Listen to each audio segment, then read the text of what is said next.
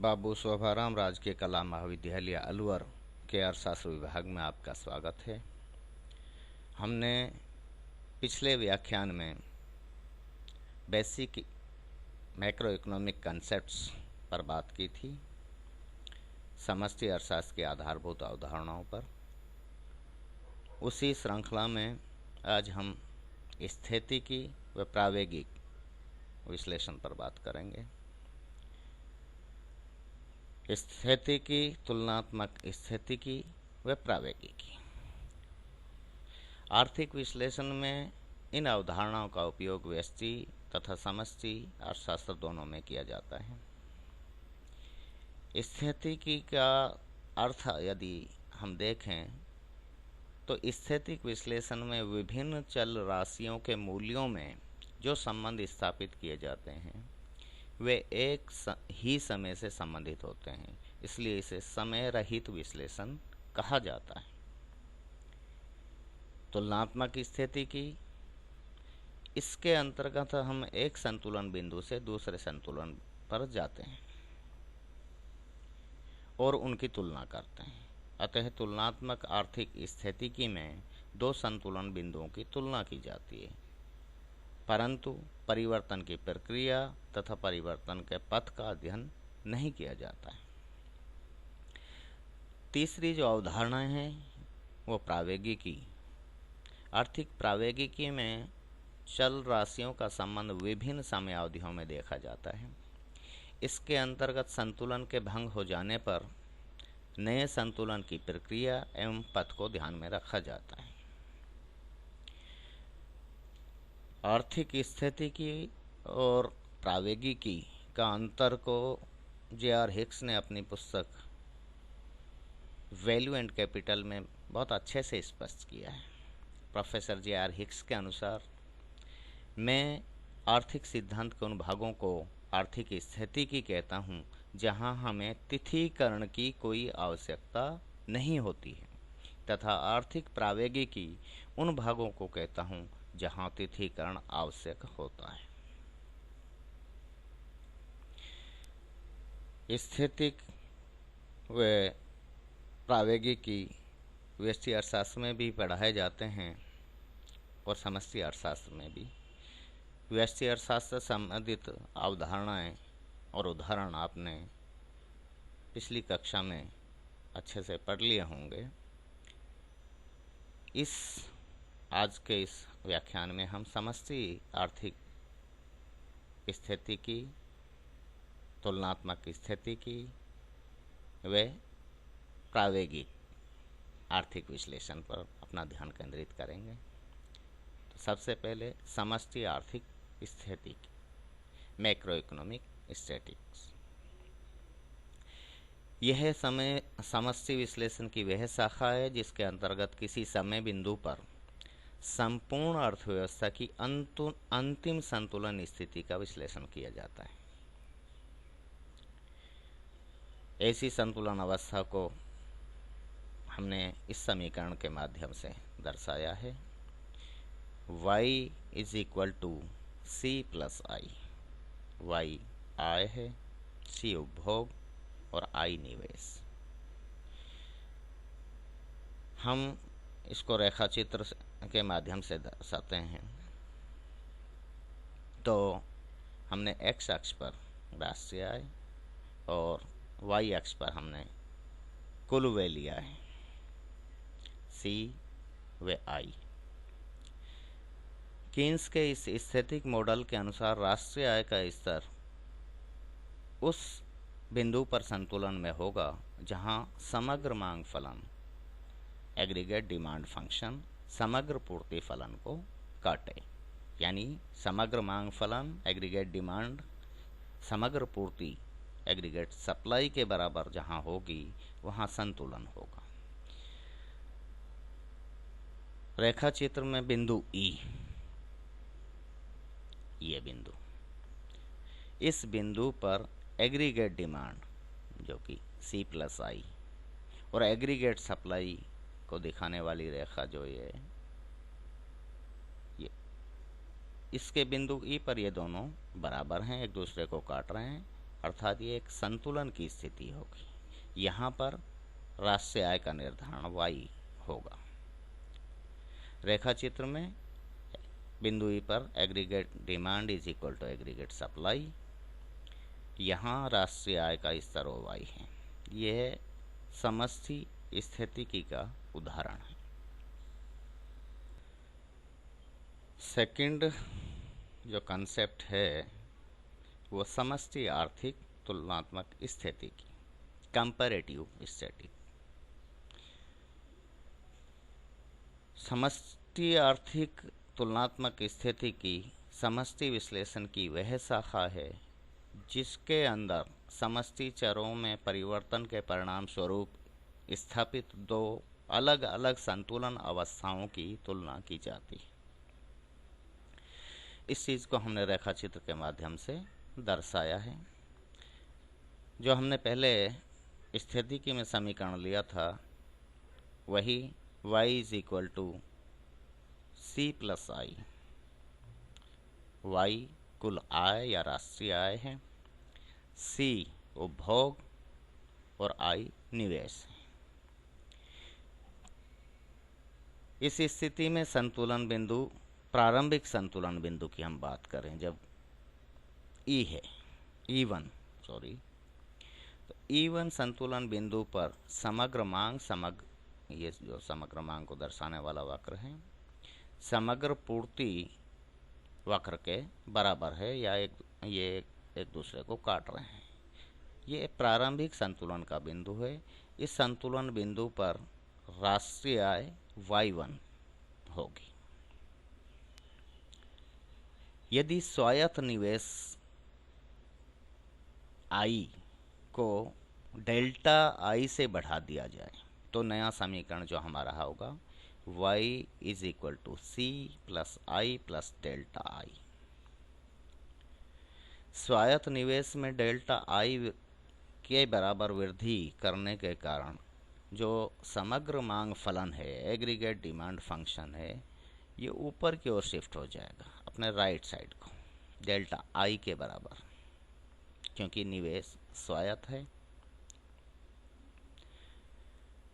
और संतुलन का एक नया बिंदु जो है बनेगा जहाँ पर aggregate demand function aggregate supply function को काटेगा या एक दूसरे के बराबर होंगे। बिंदु E2 जो यहाँ हमें दिखाई दे रहा है रेखा चित्र में, बिंदु E2 पर जो नया संतुलन आया है वहाँ राष्ट्रीय आय y2 निर्धारित हुई। तो इन दो संतुलन के बिंदुओं E1 और E2 की जो तुलना की जाती है, इन दो संतुलन बिंदुओं की अवस्था में राष्ट्रीय आय का तुलनात्मक विश्लेषण ही समष्टि तुलनात्मक स्थिति की है।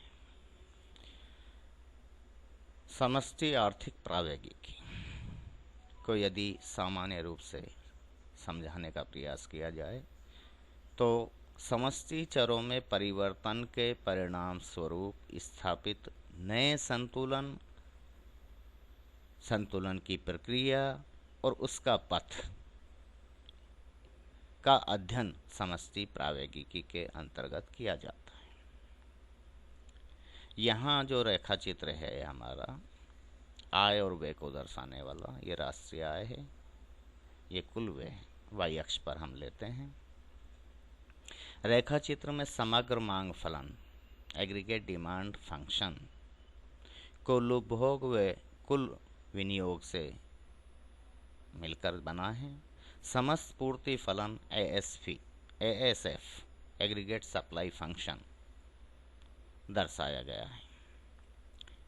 ये समग्र पूर्ति फलन है और ये समग्र मांग फलन।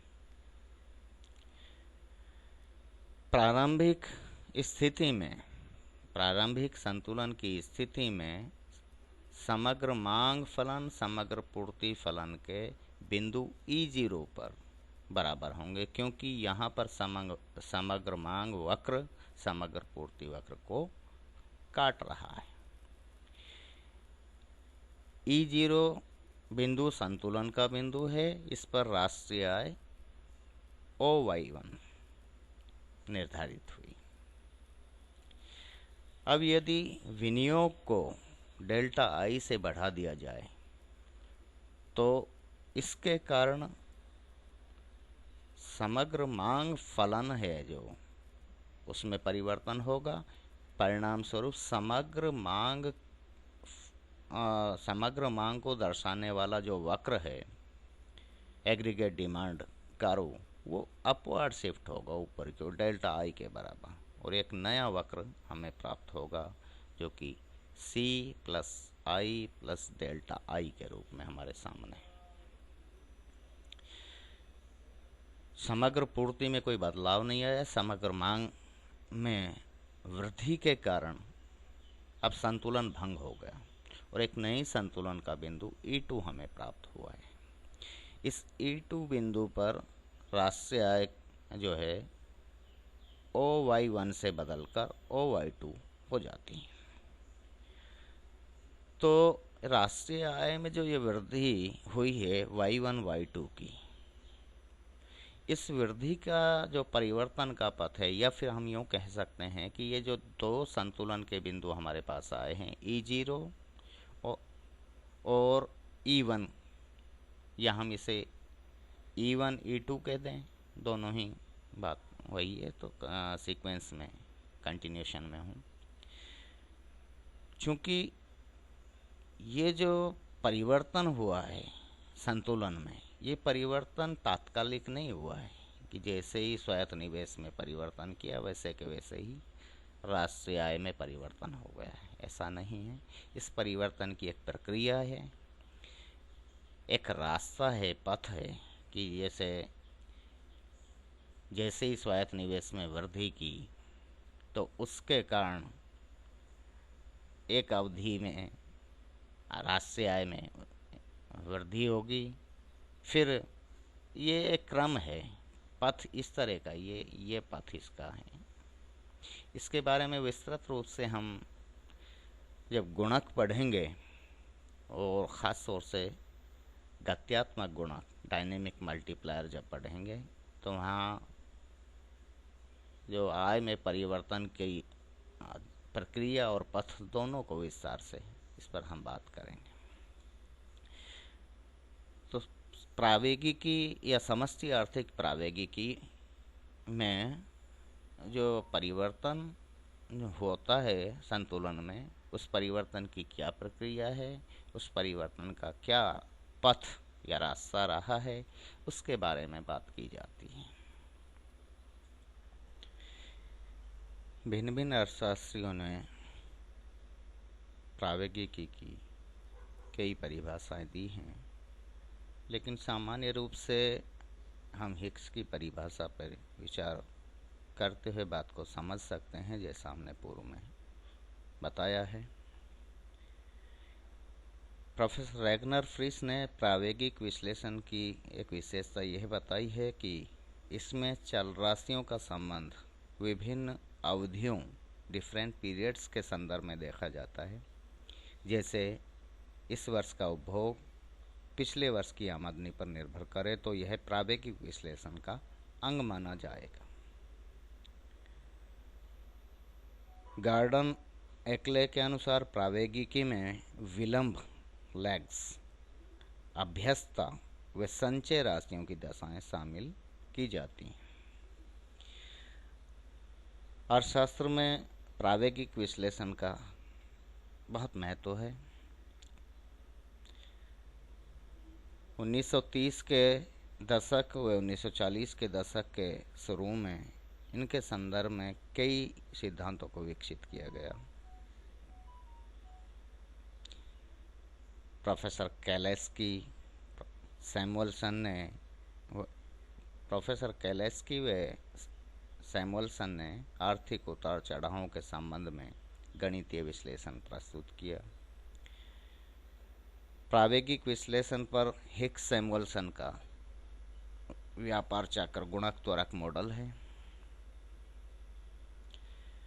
तो इस प्रावेगिक विश्लेषण अधिक यथार्थ है यद्यपि हमारे लिए स्थैतिक, तुलनात्मक स्थैतिक व प्रावेगिक आर्थिक विश्लेषण तीनों का ही महत्व है, लेकिन सबसे अधिक महत्व, चूँकि आर्थिक गतिविधियों में परिवर्तन होते रहते हैं तो इसलिए ये प्रावेगिक होती हैं, तो समष्टि आर्थिक प्रावेगिकी हमारे लिए अधिक महत्वपूर्ण है। आज ये बेसिक कंसेप्ट से जुड़ी हुई जो हमारी कुछ बिंदु थे जिन पे हमने चर्चा की, वो आज समाप्त होते हैं। हमारा ये chapter basic macro economic concepts समाप्त हुआ। धन्यवाद। इससे संबंधित यदि आप नोट्स वगैरह डाउनलोड करना चाहें तो आपको लिंक उपलब्ध करवा दिया जाएगा। Thank you.